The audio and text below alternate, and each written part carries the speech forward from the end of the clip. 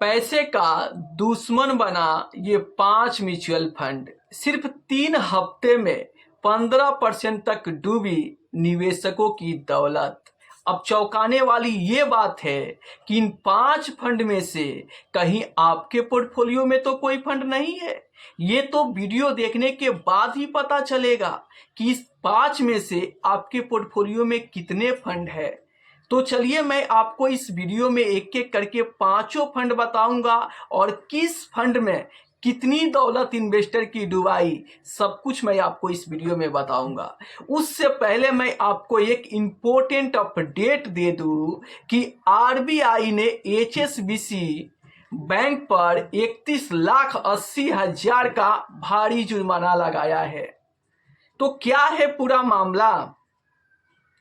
देखिए, यहां पर बैंक पर आरोप है कि उसने निष्क्रिय खातों और बिना दावा की गई जमा राशि से जुड़े आरबीआई के निर्देशों का पालन नहीं किया, जिसके चलते आरबीआई ने इस बैंक पर 31,80,000 का भारी जुर्माना लगाया है।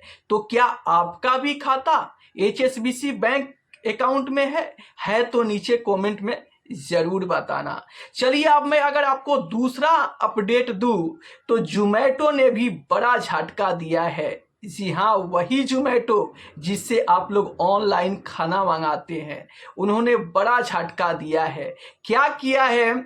अब देखो, यहाँ पर एलपीजी संकट के बीच जोमैटो ने अपने ग्राहकों को बड़ा झटका दिया है। जोमैटो ने 6 महीने में दूसरी बार प्लेटफॉर्म फीस में 19.2% की बढ़ोतरी की है। प्लेटफॉर्म फीस वह चार्ज होता है जो कंपनी ऐप के रख रखाव अपनी सेवाओं को जारी रखने के लिए ग्राहकों से वसूलती है। यह चार्ज खाने की कीमत, जीएसटी और डिलीवरी पार्टनर फीस से अलग होता है। तो क्या आप भी जोमैटो से खाना मंगाते हो? तब आपको पहले के अपेक्षा कितना ज़्यादा पैसा देना पड़ता है, आप कमेंट में नीचे जरूर बताना। चलिए, अब मैं आपको फाइनली ये बता देता हूं कि आखिर वो कौन सा 5 फंड है जिन्होंने सिर्फ 3 हफ्ते में 15% तक गिर चुका है। तो एक एक करके मैं आपके सामने 5 फंड रखूंगा, आप स्क्रीन पर देख सकते हैं। सबसे पहला जो फंड है वो डीएसपी वर्ल्ड गोल्ड एफओएफ है। 3 हफ्ते में गिरावट, यहां पर 17% का गिरावट देखने को मिल रहा है। और वहीं पर पिछले 1 साल में इस फंड ने 115% का शानदार रिटर्न दिया था। दूसरा जो फंड है वो आप देख सकते हैं, एसबीआई पीएसयू बैंक ईटीएफ है। इस फंड में भी 3 हफ्ते में 15% का गिरावट हुआ है और ये नया फंड है। यहां पर अगर मैं तीसरा फंड की बात करूं तो एसबीआई पीएसयू बैंक इंडेक्स है। इस फंड में भी 3 हफ्ते में 15% का गिरावट हुआ है, ये भी नया फंड है। अगर चौथा फंड की मैं बात करूं तो एचडीएफसी निफ्टी पीएसयू बैंक है। इसमें भी 3 हफ्ते में यहाँ पर देख सकते हो लगभग 15% के करीब गिरावट देखने को मिल रहा है और इन्होंने पिछले 1 साल में 40% का शानदार रिटर्न बना के दिया था।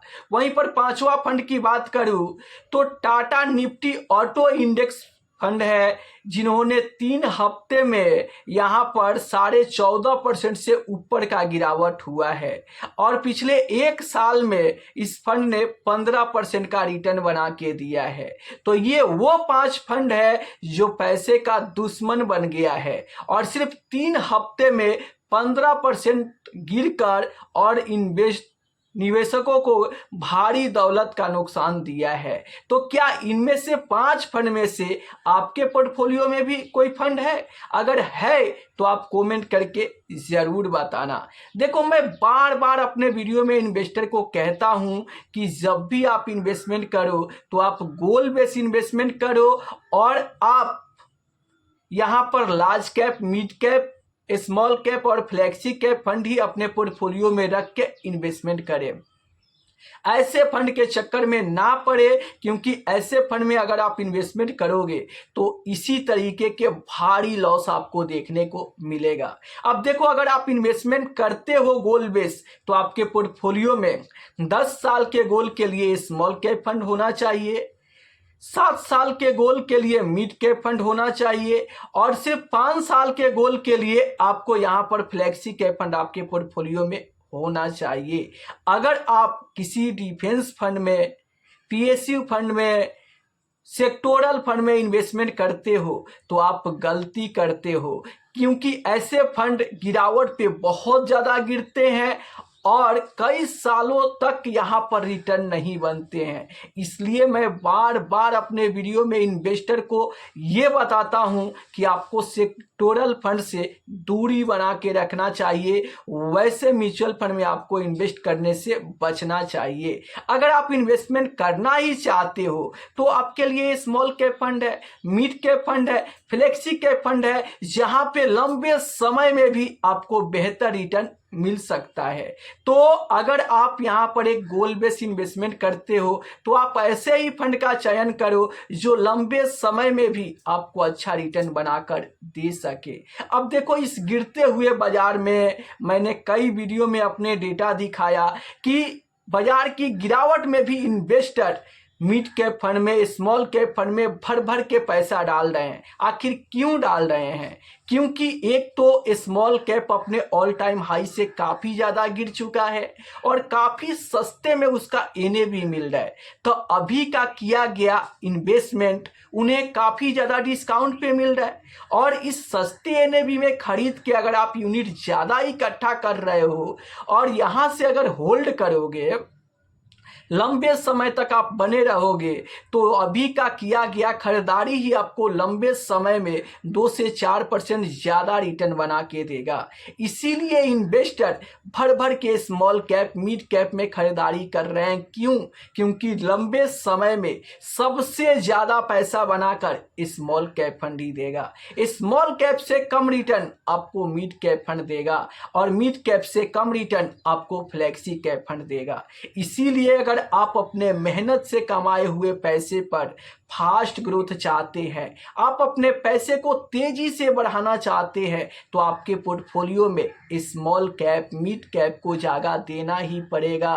क्योंकि यही ऐसे कैटेगरी के म्यूचुअल फंड है, जो स्मॉल कैप कैटेगरी के फंड है, जो मिड कैप कैटेगरी के फंड है, वो आपके पैसे पे ज़्यादा ग्रोथ देने का दम रखता है। जी हाँ, तो अगर आप बड़ा वेल्थ बनाना चाहते हो तो small cap, mid cap fund में आपको इन्वेस्टमेंट करना चाहिए। कितना करना चाहिए, कितना नहीं करना चाहिए, अगर आप इस पे डिटेल में वीडियो चाहते हो तो आप नीचे कमेंट करो, मैं इस पे डिटेल में वीडियो बना दूंगा कि आपको स्मॉल कैप, मिड कैप में कितना एलोकेशन रख के इन्वेस्टमेंट करना चाहिए। तो चलिए हम मिलते हैं अगले वीडियो में, तब तक के लिए जय हिंद, जय भारत।